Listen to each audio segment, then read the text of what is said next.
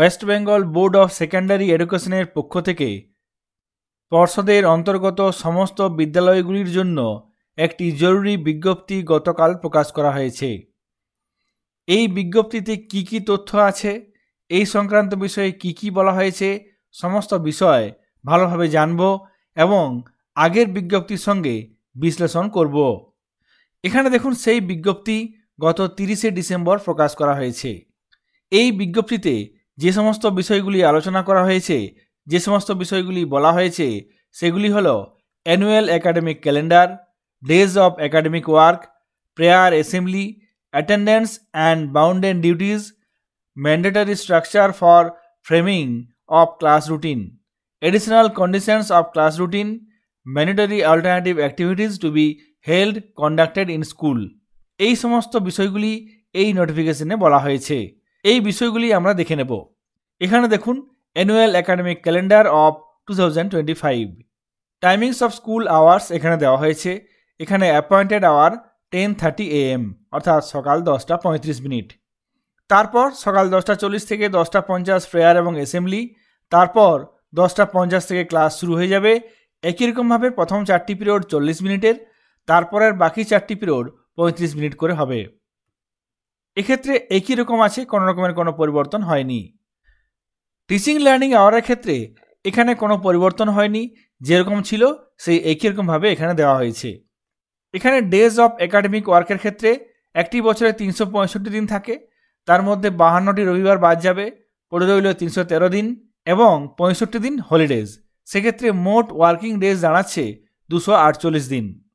এরপর বিভিন্ন পরীক্ষার কারণে 30 দিন ক্লাস হবে না, সেক্ষেত্রে এখানে ধরা হয়েছে মোট 218 দিন। এক্ষেত্রে কোনো পরিবর্তন হয়নি, যেমনটা আগের বছর ছিল একই রকমের আছে। এরপর এখানে প্রেয়ার অ্যাসেম্বলি, অ্যাটেন্ডেন্স এবং বাউন্ডেড ডিউটিজ। এক্ষেত্রে অনেকটা বিষয় আগের বছরের মতোই আছে, তবে কিছু কিছু পয়েন্ট এখানে এই বছর অ্যাড করা হয়েছে, সেই বিষয়গুলি আলোচনা করব। এখানে এই বছর পয়েন্ট দিয়ে বলা হয়েছে, প্রথমে বলা হয়েছে 10:40 থেকে 10:50 এখানে প্রেয়ার বা অ্যাসেম্বলি হবে। সকাল 10:40 পরে যদি কেউ আসে সেক্ষেত্রে লেট মার্কিং হবে। এবং বিদ্যালয়ে আসার অ্যাপয়েন্টেড আওয়ার এক্ষেত্রে বলা হয়েছে ক্লাস শুরুর 15 মিনিট আগে পর্যন্ত। এক্ষেত্রে ক্লাস শুরু হবে 10:50, সুতরাং অ্যাপয়েন্টেড আওয়ার হচ্ছে সকাল 10:35। শিক্ষক, শিক্ষিকা এবং শিক্ষাকর্মীরা যদি সকাল 11:15 পরে আসেন সেক্ষেত্রে অ্যাবসেন্ট বলে ঘোষিত হবে। এখানে যে বিষয়টি বোঝার সেটি হলো সকাল 10:40 মধ্যে আসতে হবে, না হলে লেট মার্কিং হবে, এবং সকাল 11:15 মধ্যে আসতে হবে, না হলে অ্যাবসেন্ট হয়ে যাবে। সুতরাং 10:40 পর্যন্ত এক্ষেত্রে লেট মার্কিং হবে না, 10:40 থেকে 11:15 পর্যন্ত লেট মার্কিং হবে। 11:15 পরে এলে সেক্ষেত্রে অ্যাবসেন্ট হবে। এখানে প্রতি বছর যে বিষয়গুলি থাকে যার মধ্যে একটি হলো 4:30 আগে বিদ্যালয়ের প্রিমিসেস ছাড়া যাবে না। টিচিং স্টাফ বা নন টিচিং স্টাফের ক্ষেত্রে 4:30 আগে স্কুল থেকে যাওয়া যাবে না। এক্ষেত্রে বলা হয়েছে প্রত্যেক শিক্ষক, শিক্ষিকা এবং শিক্ষাকর্মীকে প্রত্যেক দিন সঠিক সময়ে অ্যাটেন্ডেন্স দিতে হবে, পাংচুয়ালিটি মেনটেন করতে হবে এবং অ্যাসেম্বলিতে প্রেজেন্ট থাকতে হবে, এবং শিক্ষকরা তাদের নিজেদের অ্যালোটেড ক্লাস করবেন এবং সিলেবাস সময় মতো শেষ করবেন।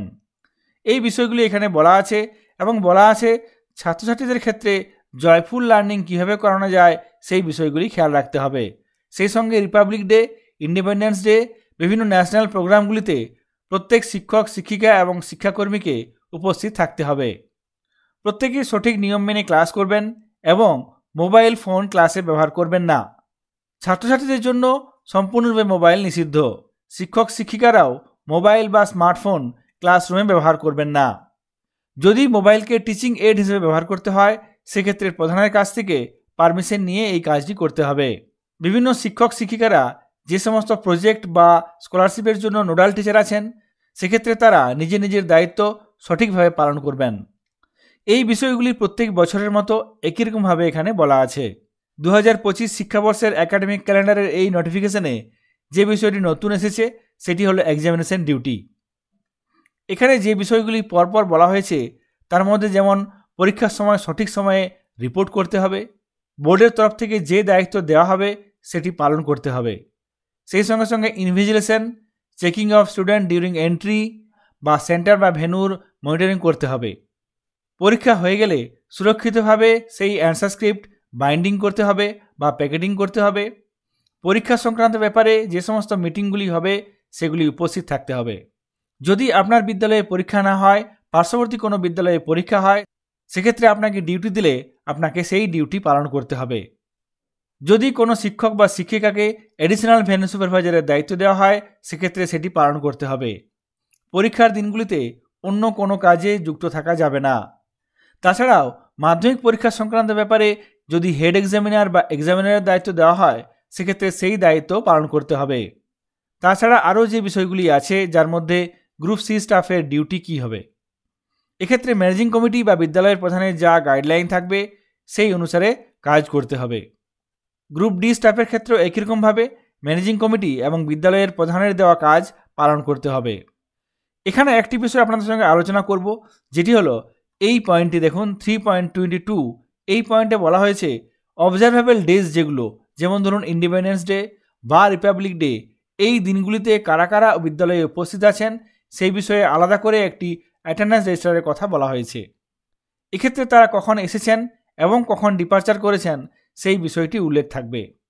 তাছাড়া যে বিষয়গুলি বলা হয়েছে, যেমন টোবাকো ফ্রি অ্যাটমসফিয়ার, ছাত্রছাত্রীদের শাস্তি দেওয়া যাবে না, এই বিষয়গুলি বরাবরই থাকে। এই বিষয়গুলি আছে। যে সমস্ত বইগুলি আসে সেগুলি দিতে হবে। তাছাড়া পুরনো বইগুলি ছাত্রছাত্রীদের কাছ থেকে ফেরত নিয়ে নতুন ছাত্রছাত্রীদের দিতে হবে। যদি বইয়ের সাপ্লাই ঠিকঠাক না থাকে, সেক্ষেত্রে পুরনো বই নতুন ক্লাসে উঠেছে সেরকম ছাত্রছাত্রীদের দিতে হবে। এখানে আরও একটি পয়েন্ট নতুন অ্যাড করা হয়েছে, সেটি হলো এখানে দেখুন 3.25। এই পয়েন্টে বলা হয়েছে টেক্সট বই ডিস্ট্রিবিউশন জানুয়ারি মাসের মধ্যে কমপ্লিট করতে হবে। এ বিষয়ে বিদ্যালয়ের প্রধান বিশেষ নজর রাখবেন। এই নোটিফিকেশন আপনারা ডেসক্রিপশন বক্সে দেওয়া লিঙ্ক থেকে ডাউনলোড করতে পারবেন এবং সম্পূর্ণ বিষয়টি ভালোভাবে দেখে নিতে পারবেন। যে বিষয়টি নতুন অ্যাড করা হয়েছে, তাছাড়া কয়েকটি বিষয় আপনাদের সঙ্গে শেয়ার করলাম। তারপর এখানে দেওয়া হয়েছে mandatory structure of framing of class routine. প্রত্যেক বছরের মতো এই বছরেও একই রকমের একটি স্ট্রাকচার দেওয়া হয়েছে, যে স্ট্রাকচারের উপর ভিত্তি করে ক্লাস রুটিন ফ্রেম করতে হবে। এক্ষেত্রে নতুন কিছু নেই, আগের বারের মতো যেভাবে ছিল একই রকমভাবে এই স্ট্রাকচার দেওয়া হয়েছে। এরপর এখানে দেখুন additional condition to class routine. 2025 শিক্ষাবর্ষে এগুলিকে additional condition to class routine বলা হয়েছে। 2024 শিক্ষাবর্ষে এখানে বলা হতো supplementary condition to class routine. এখানে দেখুন supplementary condition to class routine বা সাপ্লিমেন্টারি টু ক্লাস ডিস্ট্রিবিউশন। এক্ষেত্রে বিষয়গুলি একই আছে, সংখ্যা এক্ষেত্রে কোনো কিছু পরিবর্তন হয়নি। যেভাবে আগের বছর বলা হয়েছিল এই বছর একই রকম আছে। এখানে দেখুন আরেকটি বিষয়, এখানে যেটি বলা হতো অ্যাক্টিভিটিস, শুধু অ্যাক্টিভিটিস বলা হতো, এই বছর 2025 শিক্ষাবর্ষে এখানে ম্যান্ডেটরি অল্টারনেটিভ অ্যাক্টিভিটিস বলা হয়েছে। Mandatory alternative activities two be held conducted in school.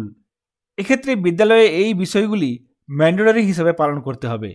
2024 শিক্ষাবর্ষের academic ক্যালেন্ডারে এখানে এই বিষয়গুলি শুধুমাত্র অ্যাক্টিভিটিস বলা ছিল, কিন্তু 2025 শিক্ষাবর্ষে এগুলি ম্যান্ডেটরি অল্টারনেটিভ অ্যাক্টিভিটিস বলা হয়েছে। এখানে বিষয়গুলি একই আছে, কিন্তু এক্ষেত্রে নামটি পরিবর্তন হয়ে গেছে। 2025 শিক্ষাবর্ষের একাডেমিক ক্যালেন্ডারে কিছু তথ্য আপনাদের সঙ্গে শেয়ার করলাম, সেই সঙ্গে 2024-এর সঙ্গে তুলনামূলক আলোচনা করলাম। সকলে ভালো থাকবেন, সুস্থ থাকবেন। ধন্যবাদ।